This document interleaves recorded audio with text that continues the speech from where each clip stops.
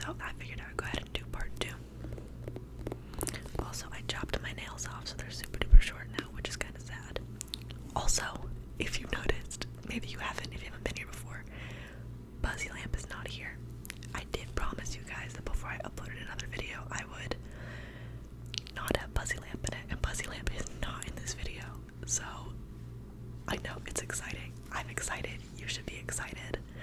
I actually found a way to light myself at 2 a.m. that doesn't include Buzzy Lamp. I'm shocked too. Also, quickly, because this is not something I would normally wear in a video, I have this red turtleneck on. I don't know if I mentioned last time, but red is kind of like a big theme in this book. Red.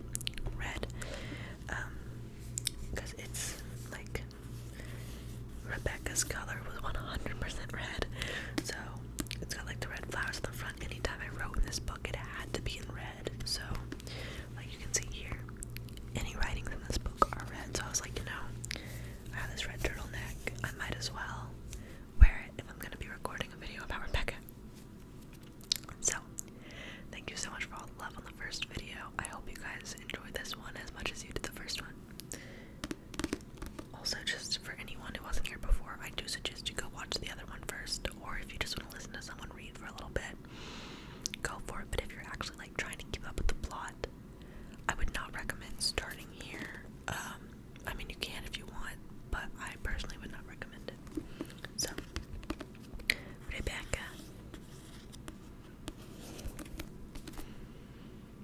Ooh, we're getting fancy with the B. It's by Daphne du Maurier. Okay, here we go. Here we go, guys. I gotta find where chapter 2 was. I should have figured this out before I started. Okay. Well, that's chapter 5. I'm not supposed to be there.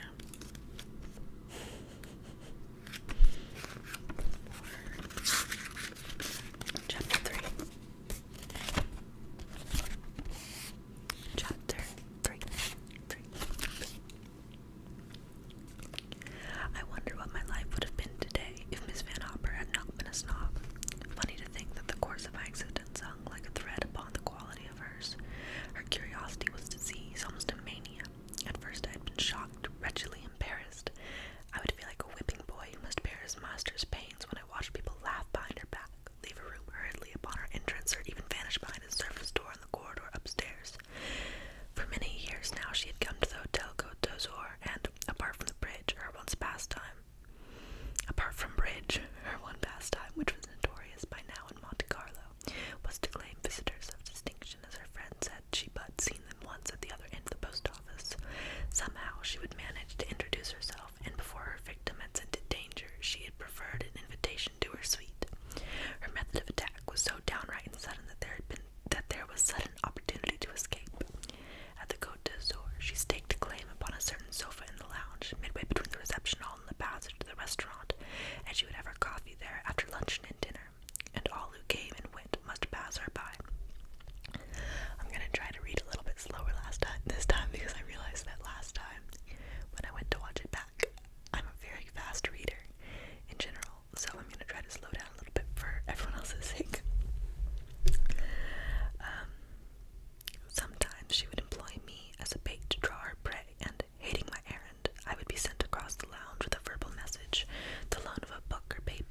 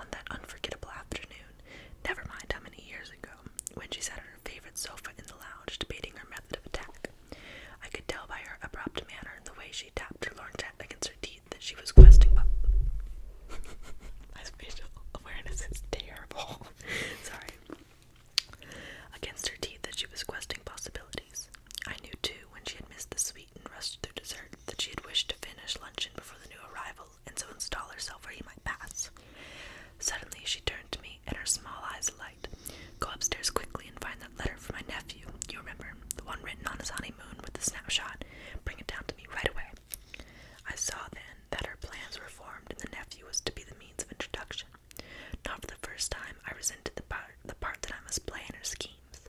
Like a juggler's assistant, I produced the props, then silent and attentive, I waited on my cue. This newcomer would not welcome intrusion. I felt certain of that. In the little I had learned of him at luncheon, a smattering of hearsay garnered by her 10 months ago from the daily papers and stored in her memories for future use, I could imagine, in spite of my youth and inexperience of the world, that he would resent the sudden bursting in upon his solitude. Why he should have chosen to come to the Côte d'Azur at Monte Carlo was not our concern. His problems were his own, and anyone but Miss Van Hopper would have understood. Tact was a quality unknown to her, discretion too, and because gossip was the breath of life, to her the stranger must be served for her dissection. I found the letter in a pigeonhole on her desk and hesitated a moment before going down again to the lounge. It seemed to me, rather senselessly, that I was allowing him a few mere moments of seclusion. I wish I had the courage to go by the service staircase and so by a roundabout way to the restaurant, and there warn him of ambush. Convention was too strong for me, though, nor did I know how I should frame my sentence. There was nothing for it but to sit in my usual place beside Miss Van Hopper, while she, like a large complacent spider, spun her wide net of tedium about the stranger's person. I had been longer than I thought, for when I returned to the lounge I saw he had already left the dining room, and she, fearful of losing him, had not waited for the letter, but had risked a barefaced introduction on her own. He was even now sitting beside her on the sofa. I walked across to them and gave her the letter without a word. He rose to his feet at once, while Miss Van Hopper, flushed with her success, waved a vague hand in my direction and mumbled my name. "Mr. De Winter is having coffee with us. Go and ask the waiter for another cup," she said, her tone just casual enough to warn him of my footing. It meant I was a youthful thing and unimportant, and that there was no need to include me in the conversation. She always spoke in that tone when she wished to be impressive, and her method of introduction was a form of self-protection. For once I had been taken for her daughter, an acute embarrassment for us both. This abruptness showed that I could safely be ignored, and women would give me a brief nod which served as greeting and a dismissal in one, while men, with large relief, would realize I could sink back into a comfortable chair without offending courtesy. It was a surprise, therefore, to find that this newcomer remained standing on his feet, and it was he who made a signal to the waiter. "I'm afraid I must contradict you," he said to her. "You are both having coffee with me." And before I knew what had happened, he was sitting in my usual hard chair, and I was on the sofa beside Miss Van Hopper. For a moment she looked annoyed. This was not what she had intended, but she soon composed her face, and thrusting her large self between me and the table, she leaned forward to his chair, talking eagerly and loudly, fluttering the letter in her hand. "You know, I recognized you just as soon as you walked into the restaurant," she said, "and I thought, why, there's Mr. De Winter, Billy's friend. I simply must show him those snaps of Billy and his bride taken on their honeymoon. And here they are. There's Dora. Isn't she just adorable? That little slim waist, those great big eyes. Here they are sunbathing at Palm Beach. Billy's crazy about her, you can imagine. He had not met her, of course, when they gave the party at Claridge, and where I saw you first. But I dare say you don't remember an old woman like me." This with a provocative glance and gleam of teeth. "On the contrary, I remember you very well," he said, and before she could trap him into a resurrection of their first meeting, he handed her his cigarette case, and the business of lighting stalled her. I can't read out loud, I'm so sorry, I'm trying my best.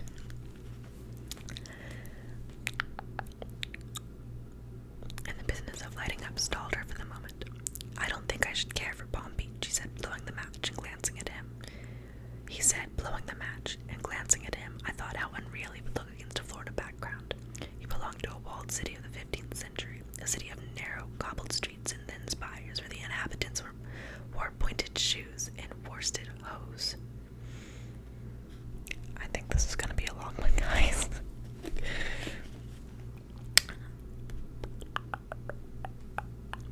His face was arresting, sensitive, medieval in some strange, inexplicable way, and I was reminded of a portrait seen in a gallery I had forgotten where, of a certain gentleman unknown.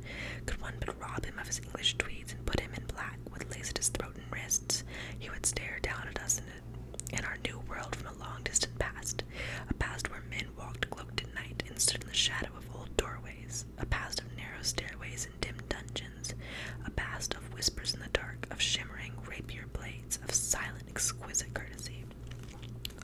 I wished I could remember the old master who had painted that portrait. It stood in a corner of a gallery, and the eyes followed one from the dusky frame. They were talking, though, and I had lost the thread of conversation.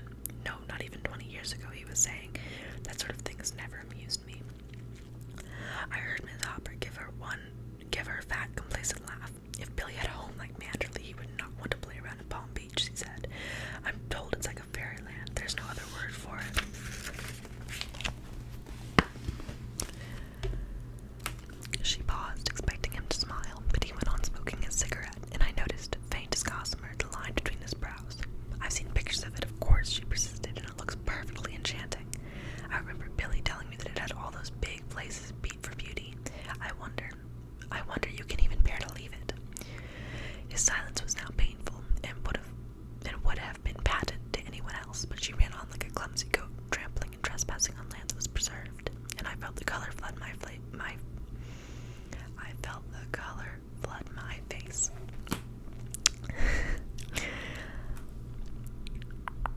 Dragged with her as I was into humiliation. Of course, you Englishmen are all the same about your homes, she said, her voice becoming louder and louder. You'd appreciate them so as not to seem proud. Isn't there a minstrel's gallery in Manderley and some very valuable portraits? She turned to me by way of explanation. Mr. De Winters is so modest he won't admit to it, but I believe that lovely home of his has been in his family's possession since the conquest. They say that the minstrel's gallery is a gem. I suppose your ancestors often entertained royalty at Manderley, Mr. De Winter. This was more than I had hitherto endured, even from her, but the swift lash of his reply was unexpected. Not since Ethelred, he said, the one who was called Unready. In fact, it was while staying with my family that the name was given to him. He was invariably late for dinner. She deserved it, of course, and I waited for her change of face, but incredible as it may seem, his words were lost on her, and I was left to writhe in her steed, feeling like a child that had been smacked. Is that really so? She blundered. I'd no idea. My history is very shaky, and the kings of England's always muddled me. How interesting, though. I must write and tell my daughter. She's a great scholar. There was a pause, and I felt the color flood into my face. I was too young. That was the trouble. Had I been older, I would have caught his eye and smiled, her unbelievable behavior making a bond between us. But as it was, I was stricken into shame and endured one of the frequent agonies of youth. I think he realized my distress, for he leaned forward in his chair and spoke to me, his voice gentle, asking if I would have more coffee, and when I refused and shook my head, I felt his eyes were still on me, puzzled, reflective. He was pondering my exact relationship to her, and wondering whether he must bracket us together in futility. What do you think of Monte Carlo, or don't you think of it at all? He said. This including of me in the conversation found me at my worst, the raw ex-schoolgirl, red-elbowed and lanky-haired, and I said something obvious and idiotic about the place being artificial, but before I could finish my halting sentence, Miss Van Hopper interrupted. She's spoiled Mr. De Wilters, that's it, Mr. De Wilters. Oh, goodness. I hope you guys are having as much fun as I'm having. She's spoiled Mr. De Winters, that's her trouble. Most girls would give their eyes for the chance of seeing Monty. Wouldn't that rather defeat the purpose? He said, smiling. She shrugged her shoulders, blowing a great cloud of cigarette smoke into the air. I don't think she understood him for a moment. I'm faithful to Monty, she told him. The English winter gets me down, and my constitution just won't stand it. What brings you here? You're not one of the regulars. Are you going to play shimmy, or have you brought your golf clubs? I have not made up my mind, he said. I came away in rather a hurry. I wonder why. His own words must have jolted the memory, for his face clouded again and he frowned very slightly. She babbled on, impervious. Of course you missed the fogs at Manderley. It's quite another matter. The West Country must be delightful in the spring. He reached for the ashtray, squashing his cigarette, and I noticed a subtle change in his eyes, the indefinable something that lingered there momentarily, and I felt I had looked upon something personal to himself with which I had no concern. Yes, he said shortly. Manderley was looking its best. A silence fell upon us during a moment or two, a silence that had brought something of discomfort in its train, and stealing a glance at him, I was reminded more than ever of my gentleman unknown, who, cloaked in secret, walked a corridor by night. Mrs. Van Hopper's voice pierced my dream like an electric bell. I suppose you know a crowd of people here, though I must say Monty is very dull this winter. One sees so few well-known faces. The Duke of Middlesex is here in his yacht, but I haven't been aboard yet. She never had, to my knowledge. You know Nell Middlesex, of course, she went on. What a charmer she is. They always say that second child isn't his, but I don't believe it. People will say anything, won't they, when a woman is attractive? And she is so very lovely. Tell me, is it true that the Caxton Hislop marriage is not a success? She ran on, through a tangled fringe of gossip, but never seeing that these names were alien to him. They meant nothing, and that as she prattled unaware, he grew colder and more silent. Never for a moment did he interrupt or glance at his watch. It was as though he had set himself a standard of behavior since the original lapse when he had made a fool of her in front of me, and clung to it grimly rather than offend again. I can tell I'm reading too fast because I'm running out of breath really quickly. It was a page boy, and in the end, I'm just gonna take a moment. Okay. It was a page boy. In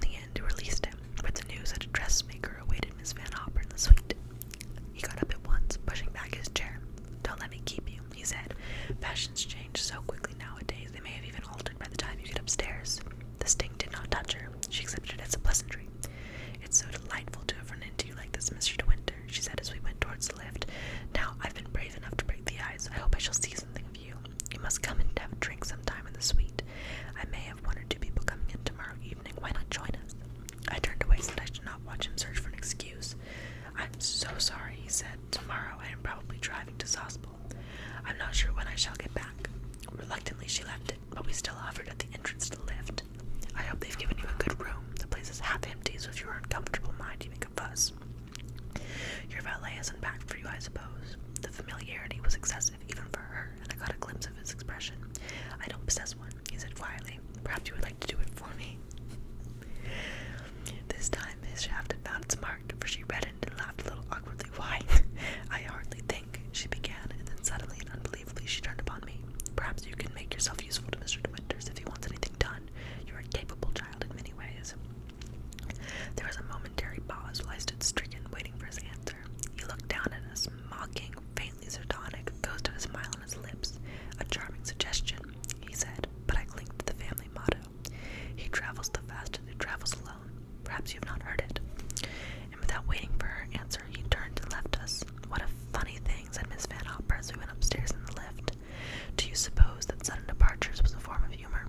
Men do such extraordinary things. I remember a well-known writer once who used to dart down the service staircase whenever he saw me coming. I suppose he had a penchant for me and wasn't sure of himself. However, I was younger then." The lift stopped with a jerk. We arrived at our floor. The page boy flung open the gates. "By the way, dear," she said as we walked along the corridor, "don't think I mean to be unkind, but you put yourself just a teeny bit forward this afternoon. Your efforts to monopolize a conversation quite embarrassed me, and I'm sure it did him. Men loathe that sort of thing." I said nothing. There seemed no possible reply. "Oh, come, don't sulk," she laughed and shrugged her shoulders. "After all, I am responsible for your behavior here, and surely you can accept advice from a woman old enough to be your mother. Eh bien. Oh no. Eh bien, je viens." Okay. And humming her tune, she went on to the bedroom where the dressmaker was waiting for her. I knelt at the window seat and looked out upon the afternoon. The sun shone very brightly still, and there was a gay high wind. In half an hour we should be sitting in our bridge, the windows tightly closed. The central heating turned to the full. I thought of the ashtrays I would have to clear, and how the squash tubs stained with lipstick would sprawl in company with discarded chocolate creams. Bridge does not come easily to a mind brought up on snap and happy families. Besides, it bored our friends to play with me. Sorry, I'm screwing with the settings because my cats are being loud. I felt my youthful presence put a curb upon the conversation, much as a parlor maid does until the arrival of dessert, and they could not fling themselves so easily into the melting pot of scandal and insinuation. Our men friends would assume a sort of forced heartiness and ask me jocular questions about a sort of history or painting, guessing I had not long left school and that this would be my only form of conversation. I sighed and turned away from the window. The sun was so very full of promise, and the sea was whipped white with the merry wind. I thought of that corner of Monaco which I had passed a day or two ago.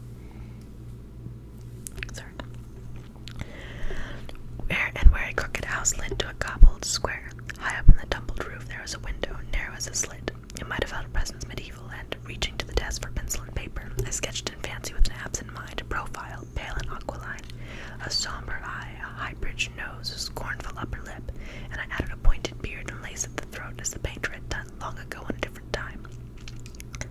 Someone knocked at the door, and the lift boy came in with a note in his hand. "Madam's in the bedroom," I told him, but he shook his head and said it was for me. I opened it and found a single sheet of notepaper inside with a few words written in an unfamiliar hand. "Forgive me, I was very rude this afternoon." That was all. No signature, no beginning, but my name was on the envelope and spelled correctly, an unusual thing. "Is there an answer?" asked the boy. I looked up from the scrawled words. "No," I said. "No, there isn't any answer." When he had gone, I put the note away in my pocket and turned once more to my pencil drawing, but for no known reason it did not please me anymore. The face was stiff and lifeless, and the lace collar and beard were like props in a charade. And that is all for chapter 3.